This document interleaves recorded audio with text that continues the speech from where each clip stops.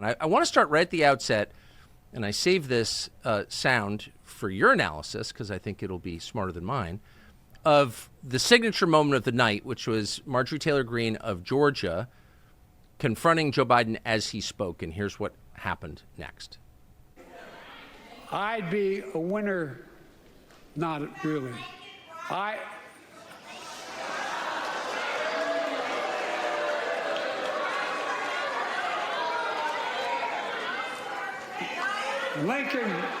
Lincoln Riley, an innocent young woman who was killed by an illegal. That's right. But how many of the thousands of people being killed by illegals? To her parents, I say, my heart goes out to you, having lost children myself. I understand.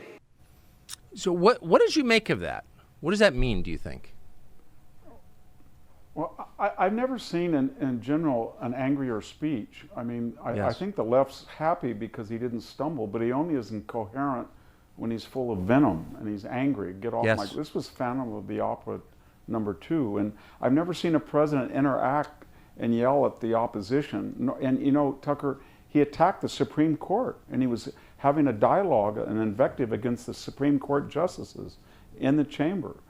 And so he's a very angry guy, and you were absolutely right, he's a demagogue. And then it was lie under lie. I couldn't believe when he talked about the deficit and the debt. He's on schedule, if he were to be reelected, to run up $15 trillion. We're borrowing, I should say, or printing $1 trillion every 100 days under him. We've never seen anything like it, $7 trillion. And yet he says he's lowered the debt, or deficit. Same thing about the border. I mean, I know that Mitch McConnell made a fatal blunder by even negotiating with these guys, and that was the whole purpose of the Democratic negotiation, was this speech where they could say, well, they didn't sign on, but there's no need for laws, there's no need for more money. All Joe Biden had to do was just keep the policies in place. He had 100 executive orders to overturn everything. He let in almost 10 million people by design. He wanted to change the demographic. He wanted voters under, mail-in and early voting protocols. And yet to stand there and just say that he's for the border closing was just a complete lie. I think it got people, I don't think it's going to go over. I think it was a mean old man saying, get off my grass, and I'm going to give you free stuff and print more money, and then tell you that it's the rich that are the problem.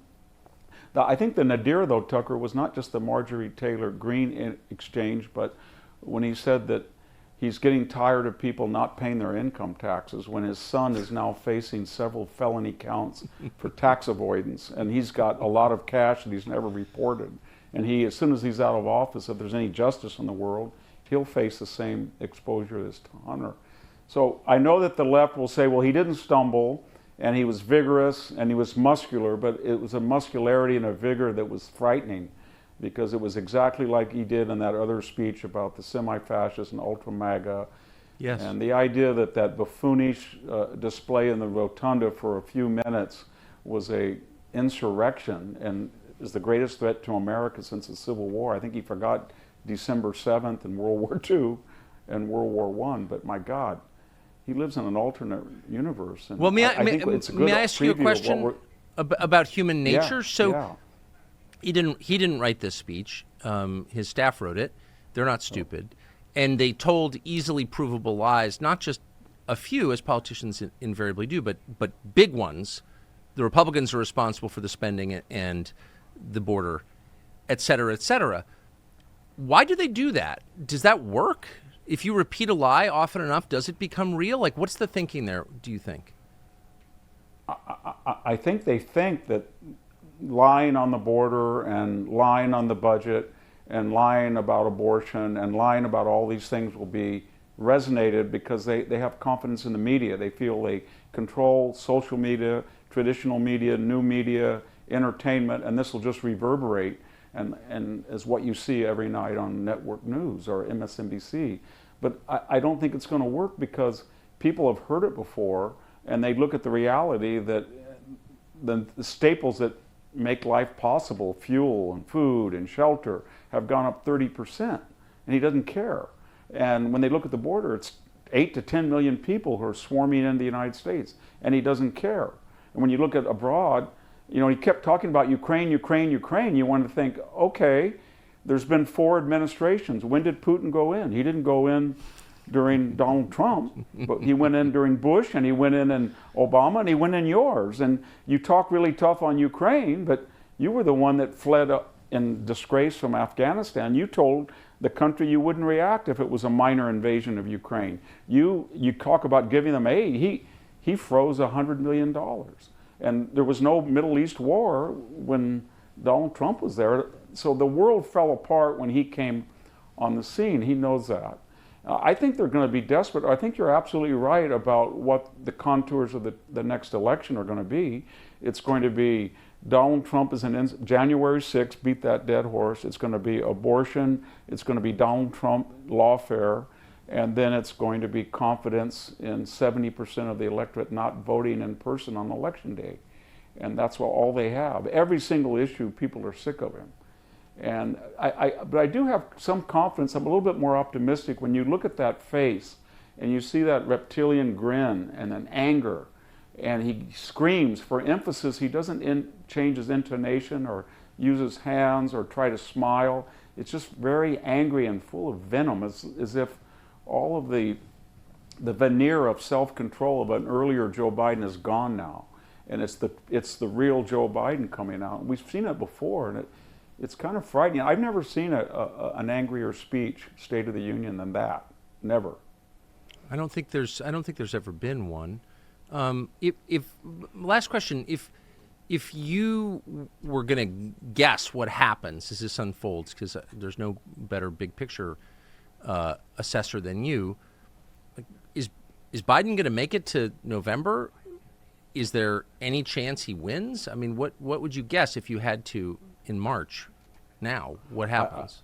I think I think tonight is what we saw with the first debate with Donald Trump. I think he was late tonight. I think they just have a 2-day week. They rest him, and then for these iconic occasions, he looks angry, and they consider that normal. But campaigning, he's not going to be able to campaign. And I think that what we saw after the Robert Hur report, that crazy press conference, is going to be often, and I think they're going to intercede in the August convention and make the super delegates decisive, or open all the delegates up and see if they can get him off the ticket. Maybe tonight they don't think that, but they'll have a different view next week, the week after, and the week after. Especially, I don't think this is going to help his polls at all. I think people are tired of the anger and the screaming and the whole tempo. But I'm very worried that if Trump has to campaign in 50 states, and whether we like it or not, he's going to have to unite the party, and I think he can. But they don't have any margin of error. He's going to have to be the first Republican president to get 51% of the vote since 1988, and they've lost 7 out of the last 8 popular presidential popular votes. So, and they don't have a good record, the Orthodox Republican establishment. So Trump's going to have to reach to every community. He's going to have to campaign, and it's going to have to bring people together. And he has no margin of error because they control the balloting in these swing states. And so it's going to be the most raucous, nastiest, loudest election in our lifetime, and I'm really worried about it. But I have confidence in the American people, and I think what they saw tonight was an old man raging and ranting and barking at the moon. There's been I would say an unprecedented crackdown on civil liberties during the Biden administration. If Trump loses, does that abate or does it accelerate? Do more people go to jail if Biden wins or loses? Well, if Biden wins, I think we're in trouble, because we've seen what Merrick Garland did when they were afraid of being, whether they would be reelected or not. If he's reelected and he has 4 years, there's no bridles. And if he should win, he'd probably win the House.